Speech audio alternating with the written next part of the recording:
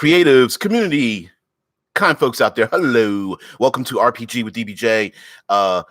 Today's hump day. It is World Building Wednesday. We are continuing our talk about mountains, mountains of problems, mountains of places to live, to transverse. But anyway, anything related to mountains as it pertains to tabletop RPGs.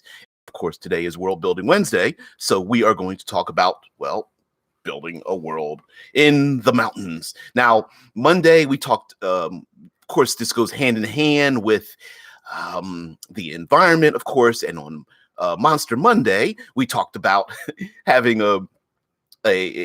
tribes of people raising hordes of rust monsters and whatnot, which is pretty fun. You should probably check that out, or maybe I should put a link to it, maybe. I don't know. I'm a little too lazy for that. Rickard, morning. Hello. Yes, and check out please check out Tips and Tricks Tuesday, because we got into a little bit. We had a little friendly disagreement. It wasn't as bad as some others that we've had, but yeah, Rickard and I, we're like on opposite sides, but we're like in a meeting of the mind. So check that video out and check out the chat. A lot of people included plenty of excellent comments and tips and tricks for you if you prefer to use those things in your game. All right. Jake Crimes, what's going on here? Morning to you as well. Well, morning for me. All of you out there in live streaming land, thank you for joining me. And I'm sure it's not necessarily morning for everyone else, especially if you are outside of the States. Okay, so World Building Wednesday. Where do we start? I normally don't like to put too many notes or overthink things, so we're going to start off incorporating mountains into your world, and kind of let's go a little bit exotic with this. Sure, in our own earthly landscape, we can imagine ourselves. Of course, you could type in Google Images and look up mountains, and you'll get plenty of excellent photographic images of mountainous areas. And of course, you can also type in people that live in very high altitudes and what the landscapes are like thereof, as well as there are plenty of documentaries of people who have scaled mountains solo, or rather without ropes, free basing and all that kind of stuff, jumping off of mountains in bird suits and rock climbing and things like that. And very much it would behoove us not to steal from all that. Why? Let's include some of those elements into our mountainous region. Now, of course, maybe some of those things wouldn't be done for recreational purposes, but the fact that humanity does it in the first place lets us know that maybe we could kind of include that in some of our cultures, maybe, or regions up in the mountains. Now, I could imagine a world, and I know this is part of a sci-fi series, and I cannot remember who penned this to paper. I want to say it was like Larry Niven, or his extended the writers that are extended in that circle of sci-fi writers from like the 80s. But there was a region where people lived in mountains in a band in which they could never reach the ground. The clouds were constantly above and below them, and there was some kind of, it was either gravity or poisonous gases or some form of danger to go below a certain altitude. And of course, there was thin air at a higher altitude. So people lived in and amongst these plateaus and mountain regions. And I think that would be an amazing place, especially if you wanted to include some form of maybe planar travel. And there's that middle ground between, say, the plane of earth and air, or you just want to allow this to become the perceptible location before traveling into the specific plane of air. I think that would be a great place to go. Dead Man Storyteller brings up Thor Barden, the home of the mountain dwarves and dragonlance. Is that where I'm? It has to be. Thank you. It has to be. I knew there was something that was like tugging on the information in my head, and it's been 30 years, 35 years since I've actually read the Dragon. It's been more like probably 30 years since I've read the Dragonlance books. But guys, read them if you don't. They are from when TSR owned Dungeons and Dragons. Anyway, yeah, the aerial reaches where maybe the close peaks are probably connected either through stone, natural stone bridges, or maybe carved stone bridgeways. Some other peaks may be linked with fibered, lashed fiber for rope bridges and such, which is always dangerous. I love those. Hey, Caius, what's going on? Caius of Glantry says, in early days, a dungeon got progressively harder each time you went downstairs. I like the idea of a mountain being like that in reverse. Each layer has its own threats and residents. And of course, we can kind of, you could rationalize the idea of each level getting progressively tougher as you go up, as you start to reach the peak because of, external elemental effects. Now, I just want to remind you guys that yes, some of this is going to have to talk about subterranean realms and stuff because you're going to live inside the mountain as well, but that's going to be its own theme for a week. So yeah, so just be aware of that. Like, I know you're probably holding on to it a little bit like, oh, I want to add in my Drow War Party or something like that. But just hold on to that a little bit tighter because we're kind of talking about the idea of the high elevations and such. So I agree with Caius of Glantry that, yeah, you could really rationalize that fact, especially when you look at images of mountains where you see like tree lines and grass and maybe some ocean or lakes, and it goes from greenery to brown to like snow-capped. Not every mountain is that way, but you get the point, right? Your forested area might be like your 1st through 5th level adventures, and 6 through 10 is more of the brown, where the plant life starts to go, and then you start getting into like the colder areas, and maybe even the peaks of the mountains are so lacking in air, so thin in air with high winds and frigid cold that it might just be very difficult to survive up there. So yeah, absolutely. And of course, you have yourself, even with the PCs not being there to make your mountainous world very dynamic. You can have different factions live in different peaks, maybe kind of how predatory birds have a territory or a protectorate or something. There could be flying factions that have the ability to fly, whether it's on mounts or they have wings, like the winged Aarakocra or other creatures. Maybe there are whole races of, like, say, gargoyles or harpies or manticore or some other flying, intelligent flying races, as well as the fact that you could, not only just use your standard races, but of course, and creatures, but reskin some that have these long, very broad and very wide protectorates, maybe tens of miles to hundreds of miles. And excuse me, within their protectorates, they may have a number of factions that are loyal to them. And so one or multiple numbers of plateaus and peaks and vertical valleys may harbor certain locations, and you could really have some fun with it, especially having vertically established peoples and creatures living in the mountains and goats and stuff would be quite sweet.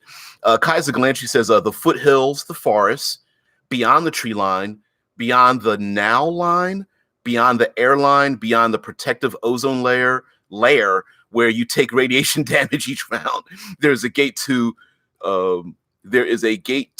yeah, of course, ...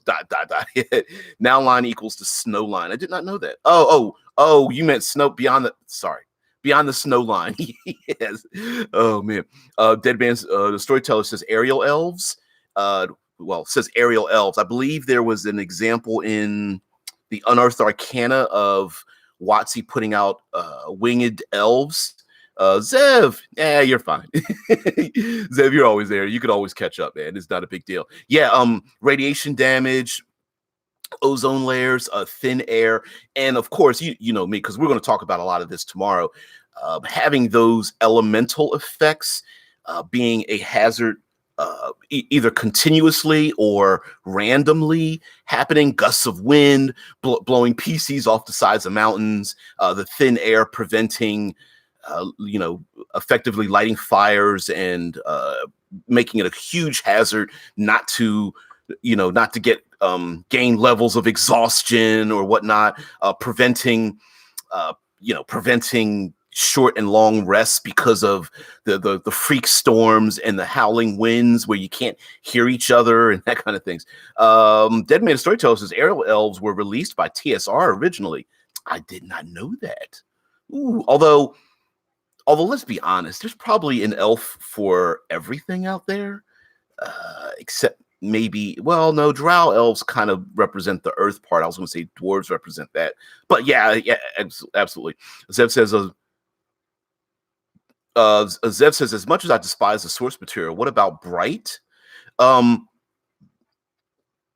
If you're talking about when you're talking about world building, the movie Bright, because I don't know if it ever was in a written form. I love the world building in that Netflix movie. Yeah, absolutely. I think most of us, the first 15 minutes of Bright, I think most of us tabletop role players is like, that's sweet. Of course, it has all the associations with cyberpunk.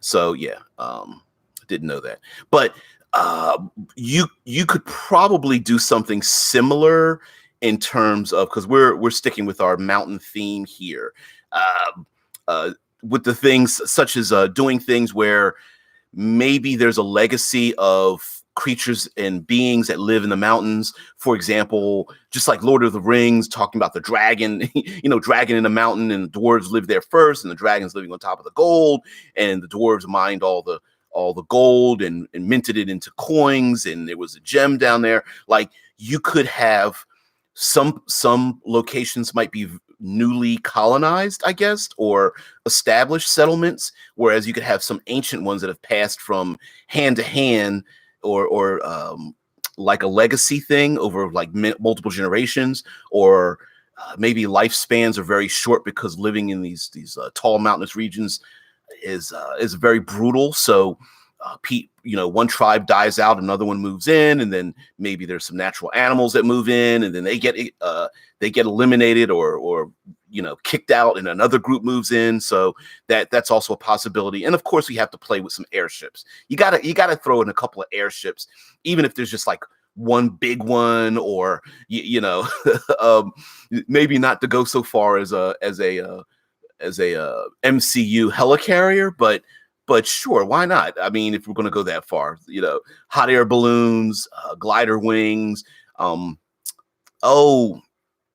steampunkish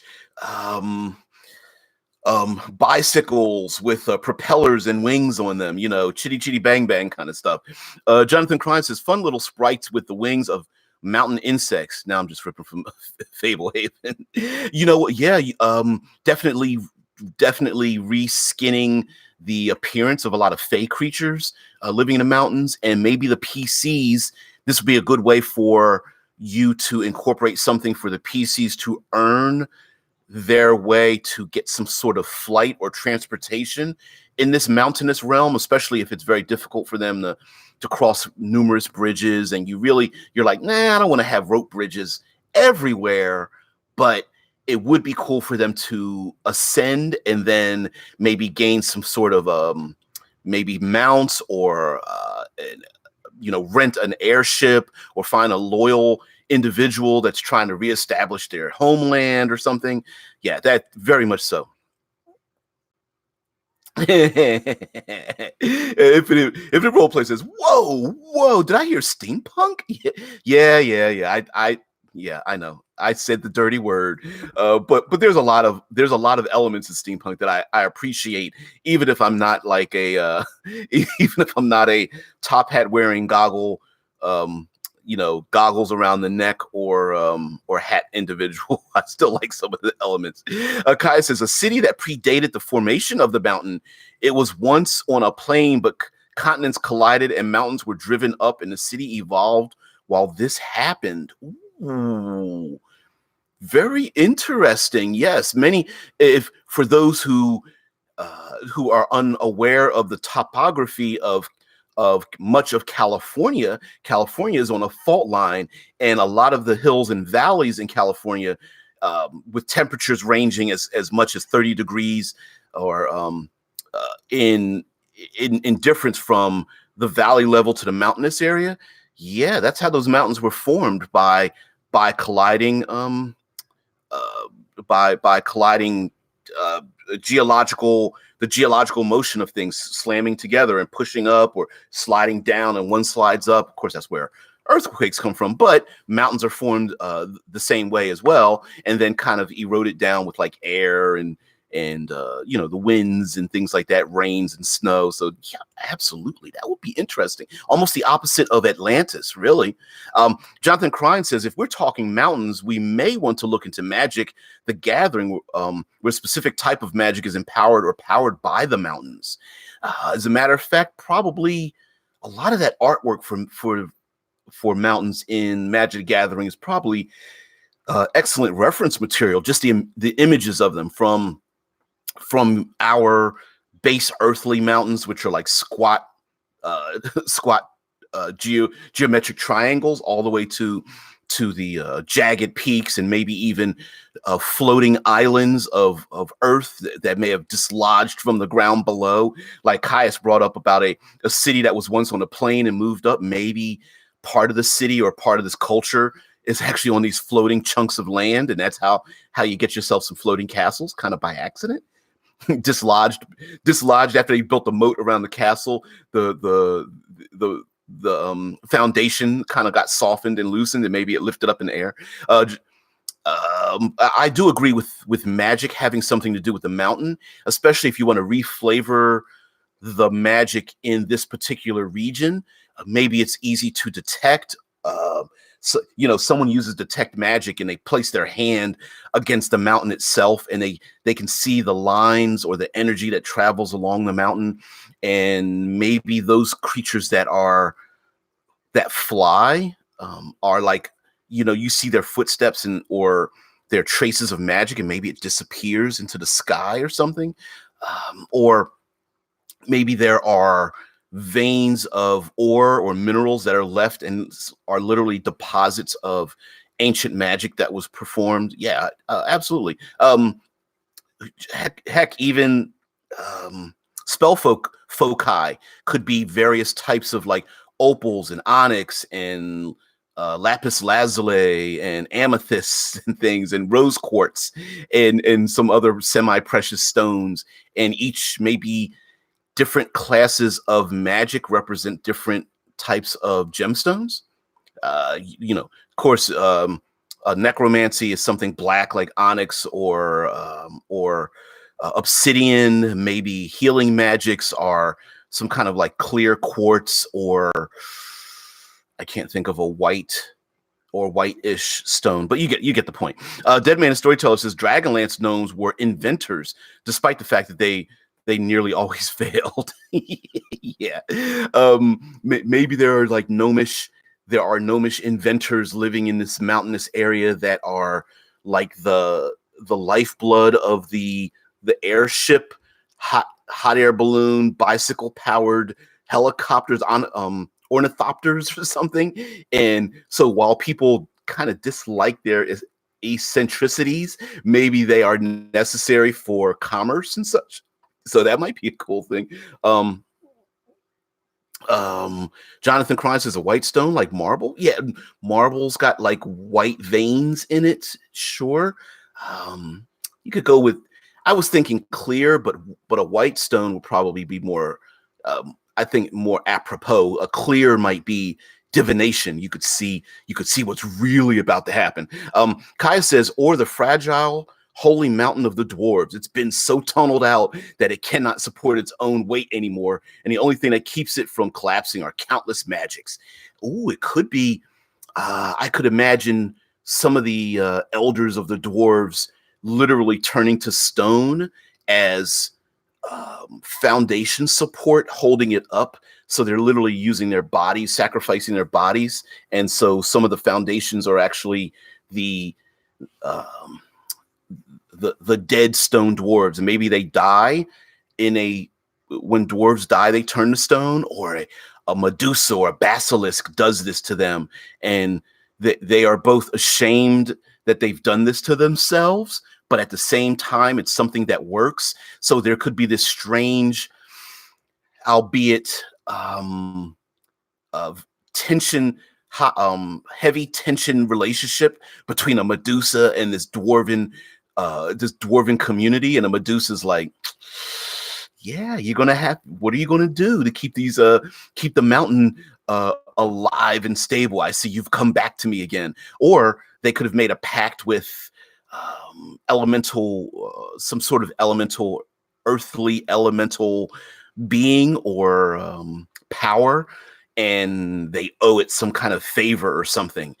Maybe using the forge to keep a portal open to the elemental plane of Earth. And who's to say that, sure, that we think of the elemental creatures as being rather neutral, but who's to say that something like some sort of Jinn-like creature, I can't remember what the Earth Jinn is, that demands to be released. A dead man says in Dragonlance, the gnomes live in Mount Nevermind. Oh, or in other words, in Dragonlance, the gnomes live in Mount Nevermind. Yeah.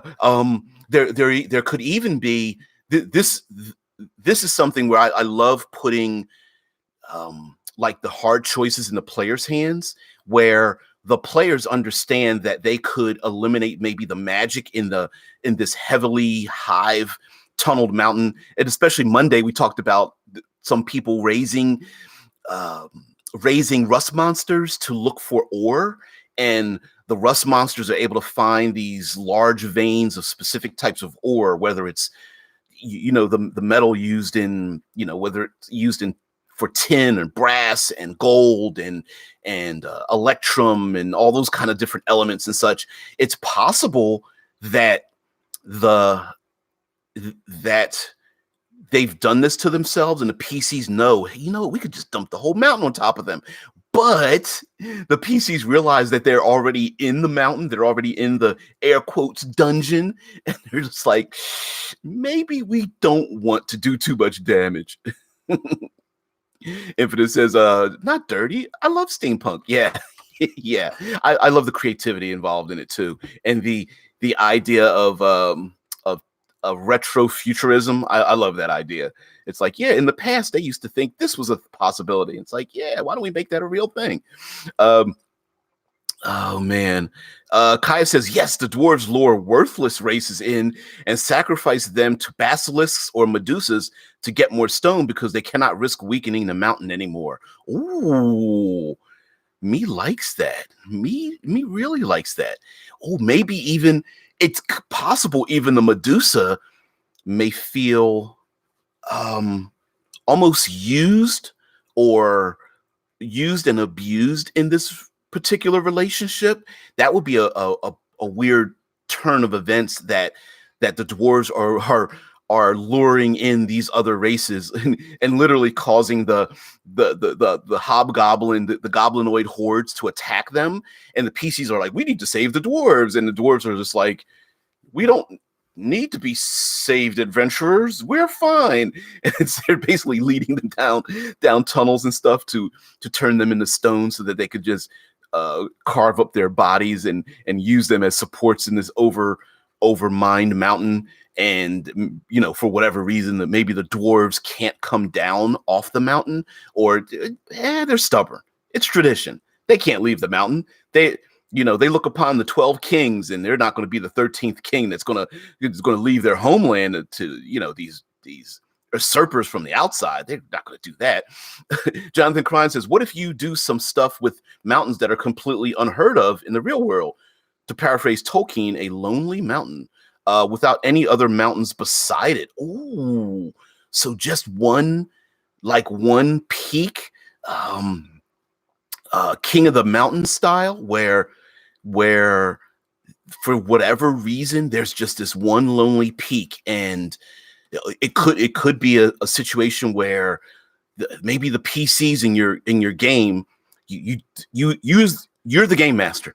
They finished a game. They just I don't know. They finished coming out of the city of thieves, and it's dark and in the shadows, and you're like, oh, what's the next game going to be? And you're just like, nah, don't worry about it. In the next game, oh, you wake up on a plateau and there's winds, and you feel a slight cold rain, like a sting against your skin, and you awaken and you look around you and you see clouds. It's just a big mountain. You're stuck up on top, and maybe some lonely travelers, on goats, walking on these jagged cliffs or something, tells them, you cannot go to the land. There is no bottom to the end of this mountain, or something like that.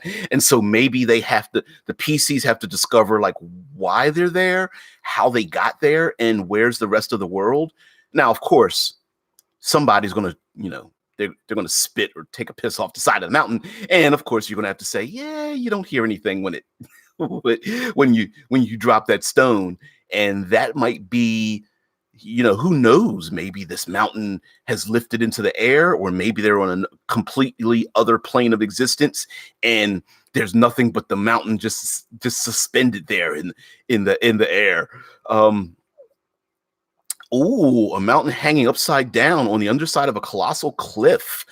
It could be maybe the mountain's upside down under the cliff, but if you pulled back, they're like jagged teeth of a giant stone maw of a huge creature like a dragon.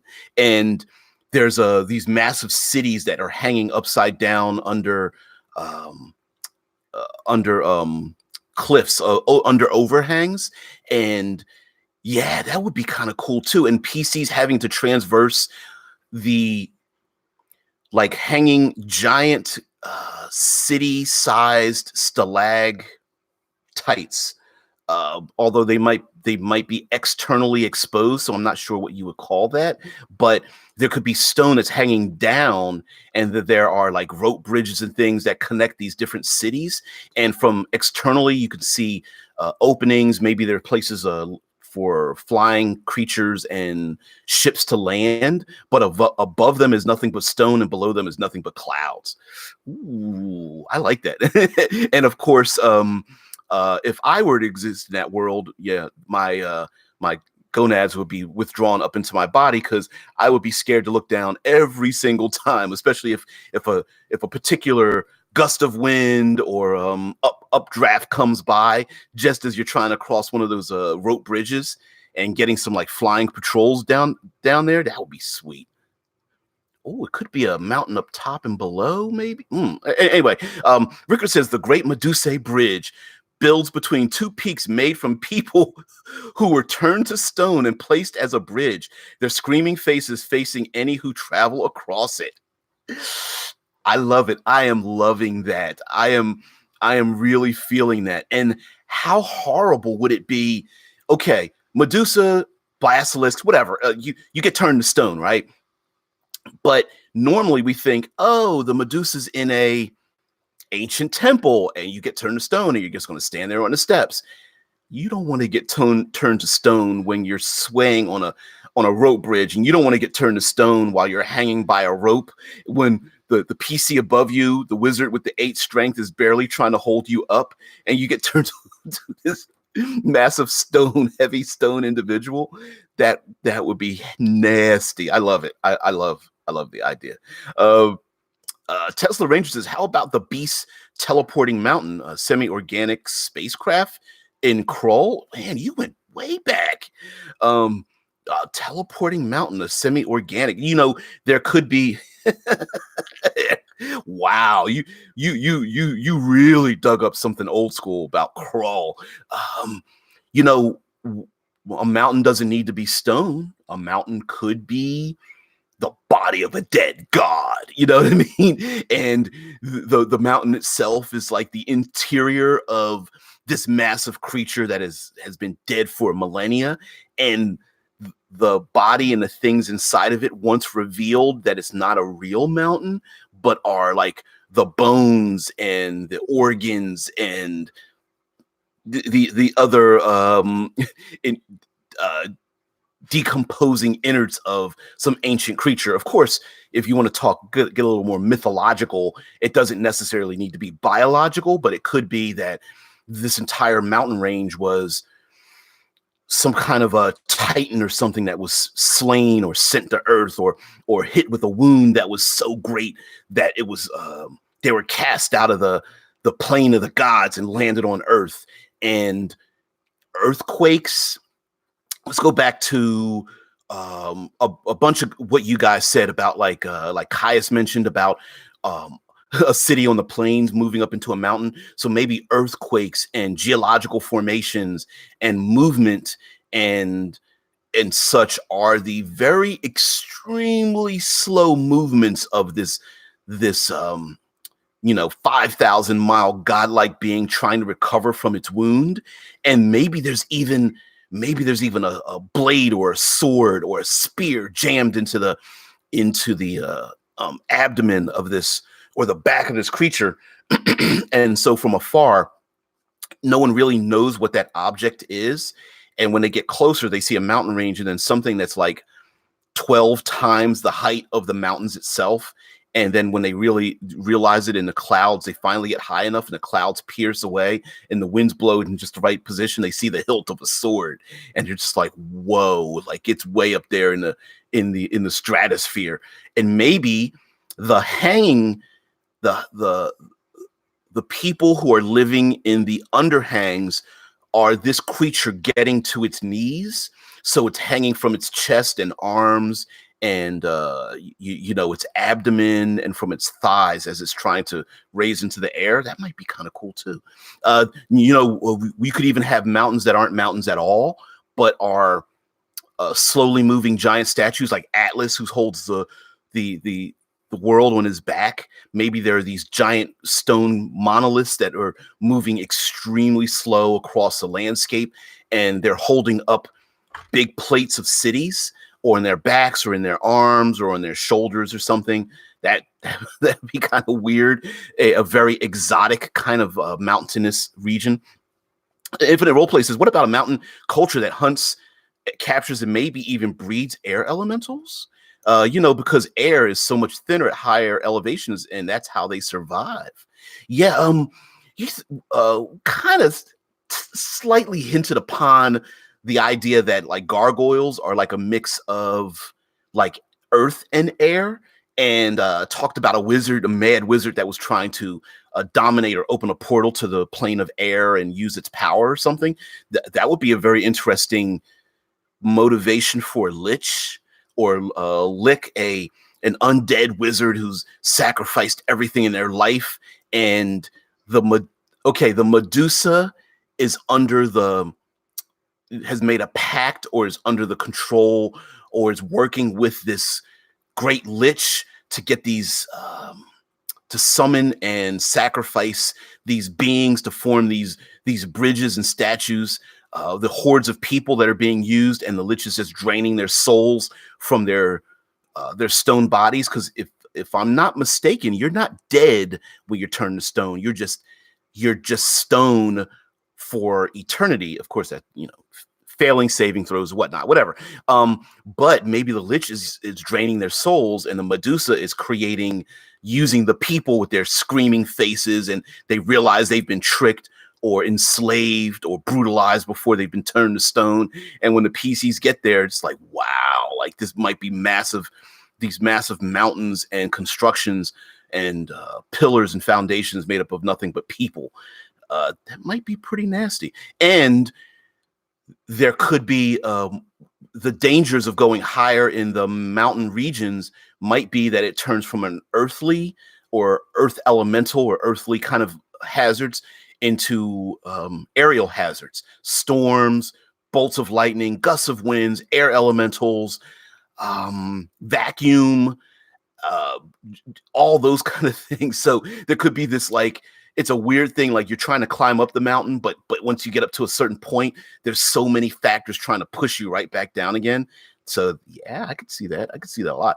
Rickard Johansson says not really a mountain metropolis as such, but world building, a titanic stone giant that died crouching over a city as if having protected from a blow, the city thriving in the shadows underneath. I love that idea because yeah, maybe like you said, like a titanic stone giant, like maybe um anything from a natural environment, like a meteor swarm or something was going to destroy the city, or maybe it was sent this 1,000 milestone giant was sent by the gods to protect the city from the battle from what's happening above, and this stone giant, it happens to be above the city, and the PCs maybe come over the crest to this city and they see this giant stone over top of it, like it's almost as if it's about to topple over,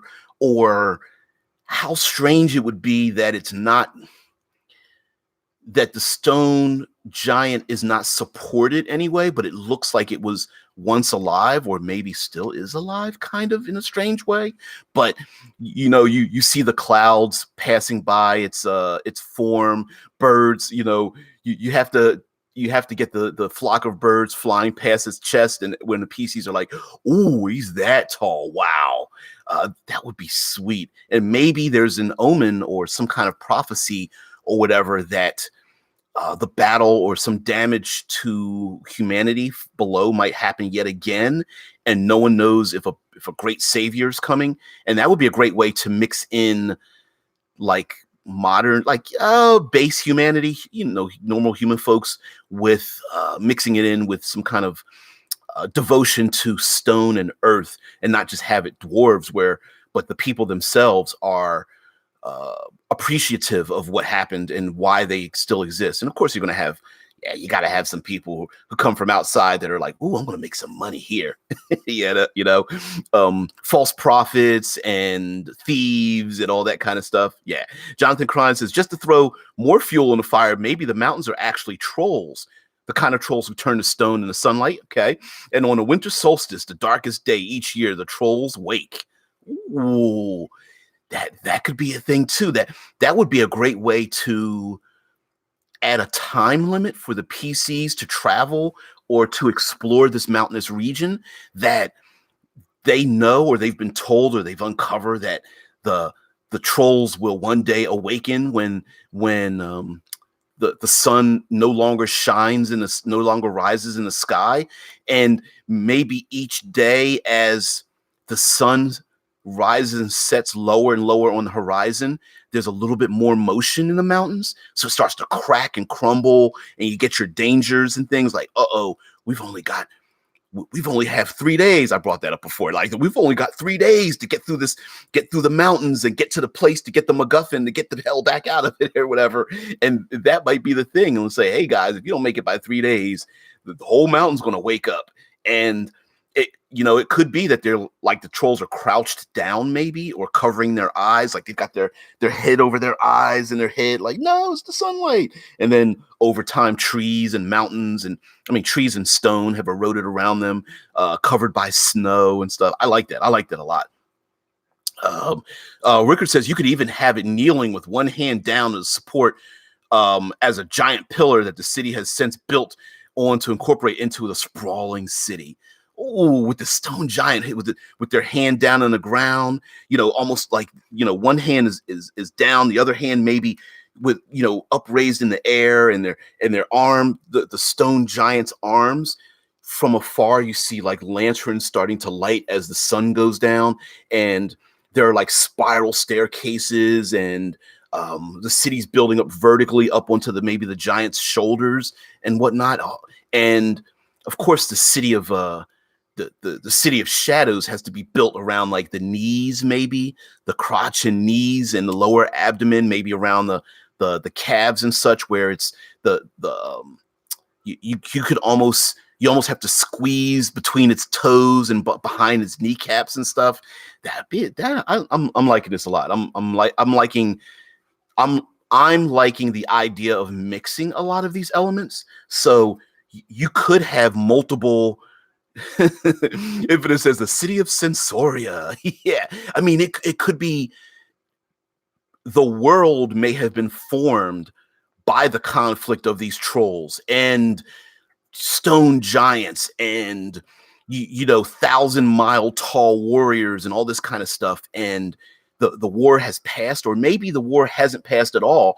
It's just our relationship to time. We live such short lives that we can't see their motion, but you know the fact that the stone giant has fallen and protected the city, it, our lifespans might be so short that we can't see that the stone giant's still moving and trying to get back up again, and that there are others that you know they're who knows, there could be a floating city that's falling out of the sky. There could be another one that's lifting up into the air.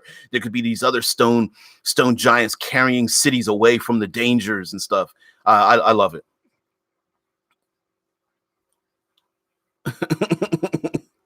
Oh man, I mean it there could just be so many things you could play with. And of course, when it comes to the world building and such, you have to incorporate the PCs are going to need to be able to navigate this world. So giving them this is a great way for you to not break your world by giving them things that in any other game would break the game, such as having characters who have flight at first level, you know, where yes, so does everyone else. You know what I mean? There's also the idea of I hear you guys. There's also the idea that of being able to really have fun with have fun with reshaping cultures that live in and amongst this region, especially if they are not normally associated with living in these high regions, such as like I don't know, bugbears, or like bringing up trolls or hags or any number of these.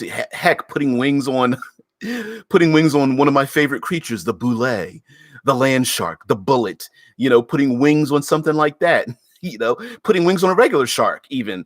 And of course, you know, aerial whales moving in and amongst the peaks of these mountains and whatnot would be pretty interesting. And having fun with playing, having maybe running a game that's like a heist where the players have to climb and swing and transverse not just horizontally but vertical regions, and having the dangers of traveling, you know, vertically in a realm where they have to climb up to another level and then cross some place and then climb up another level again and then climb back down again and then slip between a crack and then climb back up. Sorry about that, guys.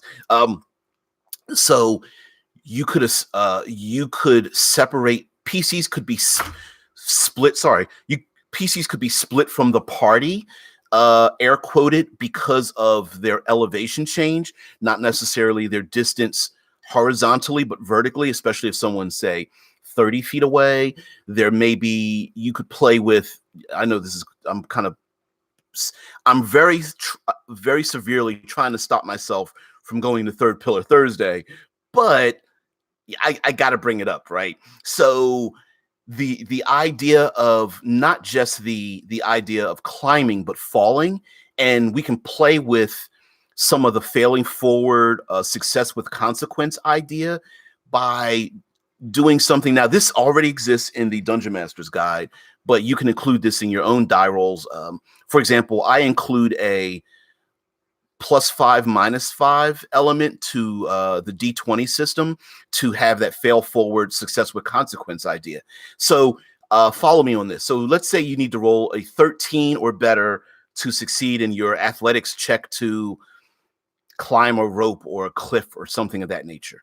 And so if you roll 5 or more, it's a complete success. So if you need to roll a 13 or better, if you roll an 18 or plus, then it's a complete success. There's no problem. You just automatically did it. If you roll 5 or less, it's a complete failure. So, if you roll an 8 or less, then it's complete failure. But in between, from 6 to 17 is a big gap of numbers in which you can do things where someone's rope starts to fray, or someone slips and their hand slips and they drop down a bit, or maybe they slip and fall and they twist an ankle, or they bump their head, or their backpack rips against a sharp stone, or their foot gets tangled in a rope and they're dangling upside down, or they make it, but they're just exhausted for just a moment, or they jump across a cliffside and they land on their abdomen and they knock the wind out of their sails, or any number of things where, they jump across the same chasm and they land with their, hanging by their fingertips and such.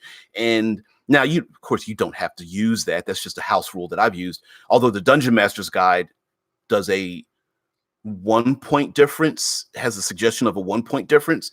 So if you need to roll a 13 or better and you roll a 12, you could say, well, you made it, but you're hanging by your fingertips. You're effectively prone until next round in which you can pull yourself up, or any complication or condition thereof, right? You can include some. So that's a possibility as well. Jonathan Crime says, an elven monastery where monks learn martial arts by mimicking the movements of the mountains or stone giants or trolls, etc., and making a mountain martial art. Of course, as a matter of fact, there could be like the 9-step shaking mountain technique where they're doing like a special kata or form of martial arts where their feet are stomping on the ground, or they slam their hand on the ground to cause a certain effects for people to, instead of a grease spell, it's like an earthquake style spell where they slam their hand on the ground, and anyone that walks in that particular region is like, it's treacherous, and they could possibly twist their ankle and fall down or something. It's a good way to reskin. Even a magic missile spell could be, picking up stones and tossing them with unerring an accuracy that is incredible, or even putting their hand against, I don't know, I'm going away from the martial arts thing, but unfortunately here, but the dwarf puts their hand against a stone, and they're, instead of magic missiles, maybe stone falls from the ceiling or wall, shoots from the wall and hits someone or something. So you could really have some fun with that idea, and especially with like tunneling creatures. I know I'm writing this for the Subterranean book that's going to be coming out, but and a lot of these elements are actually in our mountain cinematic environment. But the idea that tunneling creatures maybe leaves behind tunnels that the PCs could follow behind, so they could, some kind of like tunneling creature might make like Swiss cheese of a certain location, going back to the mountain that's been overly harvested. And so maybe the PCs might slide down certain tunnels to exit out of another tunnel and get shot out into the air or something like that. Deadman the Storyteller says Exalted does something similar with martial arts. Of course, Exalted, if you really want to go wuxia, anime, martial arts, Dragon Ball Z, over the top martial arts, you could easily reskin this idea of being in the mountains and just instead of describing, I'm reading my spell book and I'm pulling out my materials, instead it's all dance and kata and movement of the body and weapons and harnessing the chi and stuff like that. Just reskin it. And I think you could really go far with it. As a matter of fact, the Dungeon Master's Guide even talks about reskinning it, reskinning the armor and weapons and just renaming them. Instead of a longsword, it's a katana. Instead of a spear or pole arm, it's a naginata or something. So yeah, absolutely. No, it's not a short sword or a dagger. It's a tanto or ninjato or wakasashi or well, anyway, a number of weapons, windfire wheels. I love those weapons. Hooked swords and things like that. Yeah, just rename them, reskin them. It may take a little bit of work on that part and I understand that some, especially new players, it's very difficult to break away from the written word and reskin something because the mind, once it's like a rose by any other name is still a rose. It's the same thing with sometimes new players, where once you name it, it is a thing, and renaming it, it's hard to break away from that shell of gaming. But yeah, it's basically, role-playing games are just statistics that we apply words to, and changing those words doesn't change the statistics. So you could have a lot of fun with that. Yeah, and Exalted, if you want to play, you can find Exalted anywhere. And if you find Exalted, invest in a bucket of D10s, because you're going to need them.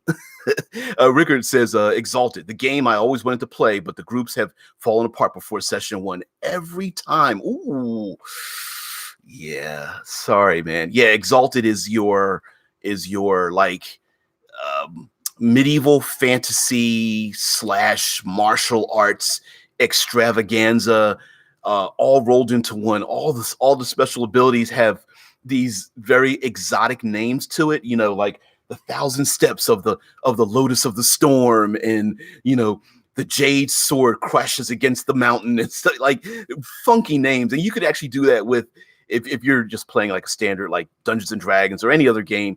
Like, you can come up with a bunch of like exotic names for the powers and abilities, and maybe even the PCs may have to go up into the mountains to learn them. So very much so. Rickard says, I love me some wuxia, and that felt like an amazing setting for a good wuxia story. Absolutely. Exalted definitely is everything it's meant to be for those exotic wuxia stories.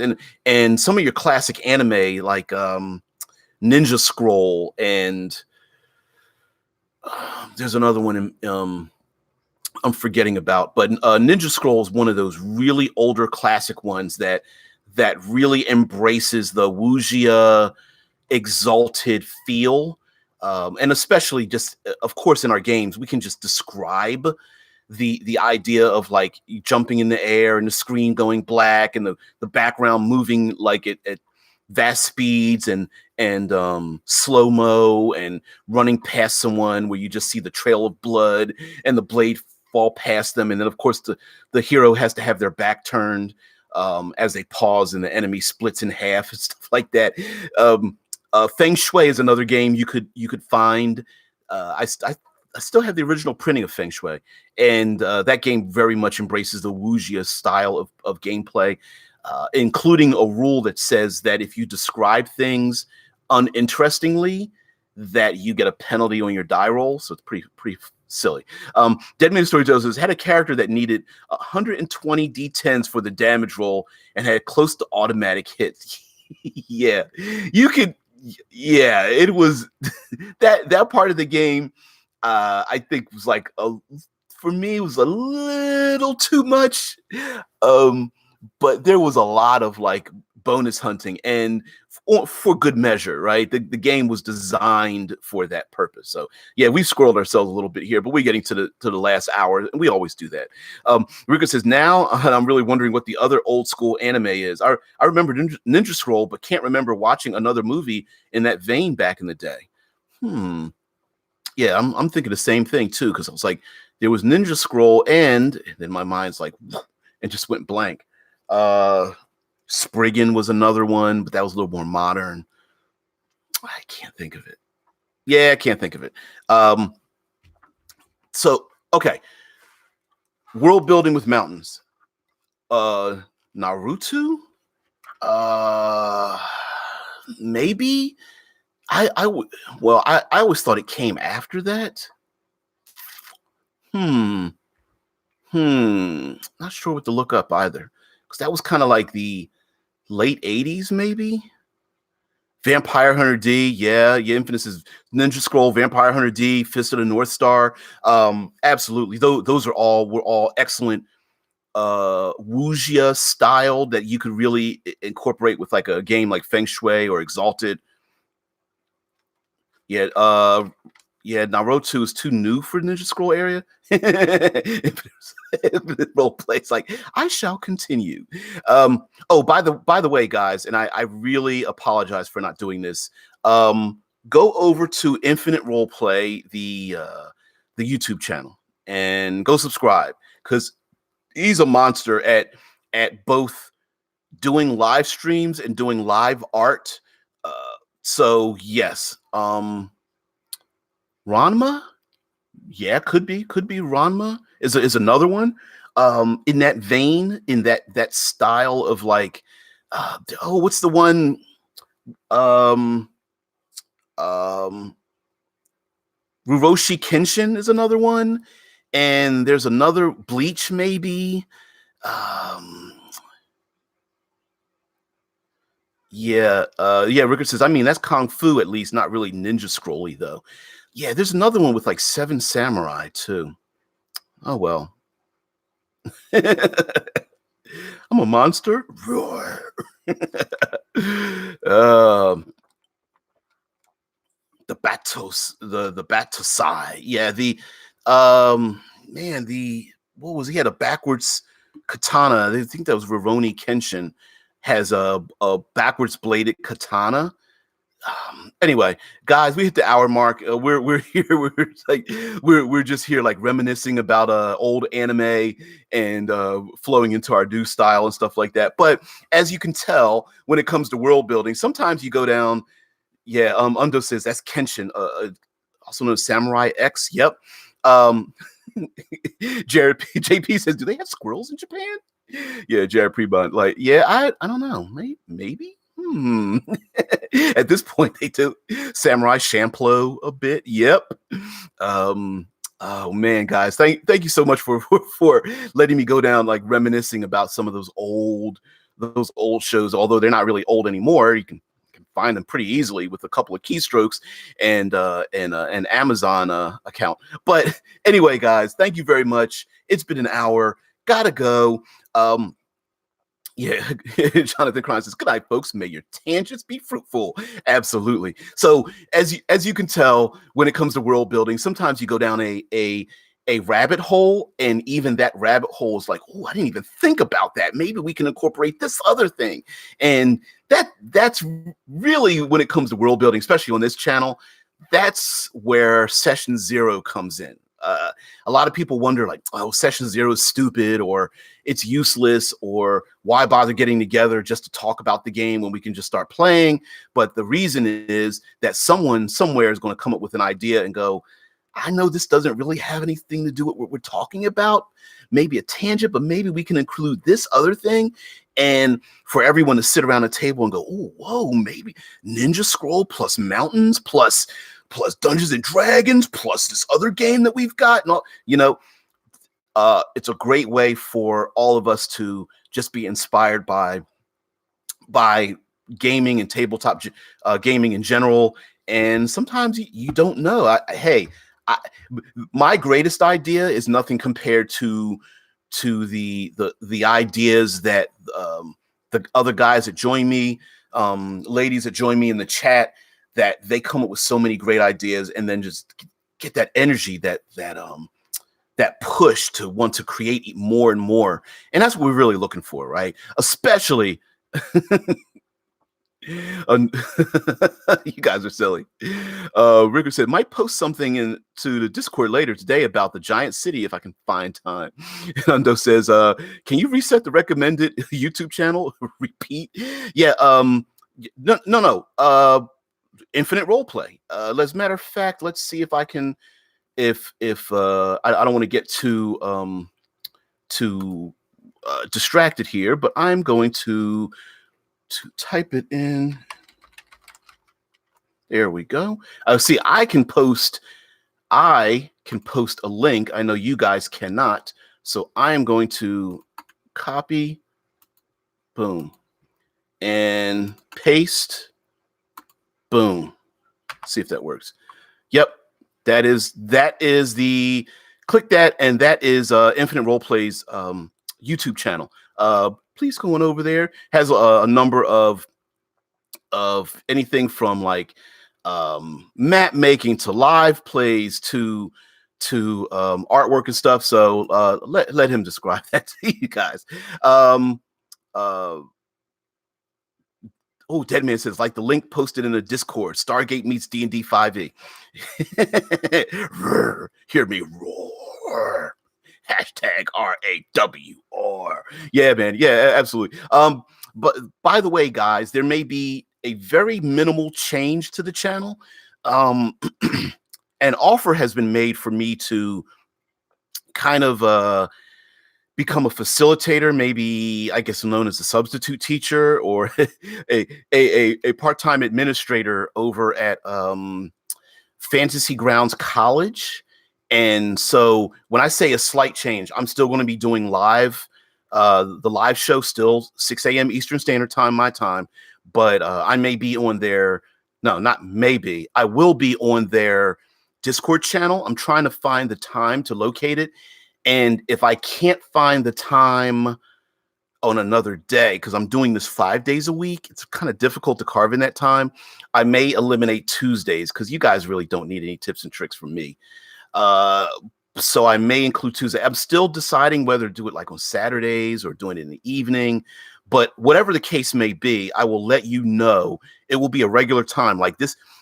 I'm always here 6 a.m. Eastern Standard Time. It's going to be a specific time over at Fantasy Grounds College, and I'll be joining them, or at least I know I'll be joining them because the offer was made, and I'm like, yeah, hell yeah. Now, I'm not an expert at using Fantasy Grounds, but the Fantasy Grounds College people have so many subscribers over there and people in their Discord channel and their website and stuff that they really appreciate those who can come in and kind of act as facilitators and things. And I'm an old dude, you know, I can come in and get the kids riled up and get them to sit back in their chairs. So that's going to be a thing. So yeah, and I'll let you know all the details about that. There's a few more details. We have a merchandise channel now, t-shirts and things like that for Critical Hit. I'll be posting that later this week. And there's like a Patreon page is coming up. So a bunch of stuff, you know, mechanical things in the background are going to be happening. So, but you guys are regulars. You really don't need to worry about that too much, but just letting you get, no. Ricker says, we get tips and tricks still, just Fantasy Ground tips and tricks. But yeah, yeah, that may be the case. So the channel's not going away. It's my morning coffee. So, but just wanted to give you guys a little bit of an update. But we've hit the hour mark. Of course, we always go past the hour. So thank you very much for joining me. We get Third Pillar Thursday tomorrow, where I get to deep dive. I know my head just moved away from the camera a little bit, but we'll be deep diving into some elements in here. Some of the things that you guys brought up are actually in this, especially some of the comments that Joseph Keenan brought up. Yeah, had to put that in there. So we're going to have some fun with that as well. So guys, everybody have a great one. Take care. Ton of stuff for tomorrow that I've been avoiding until for tomorrow.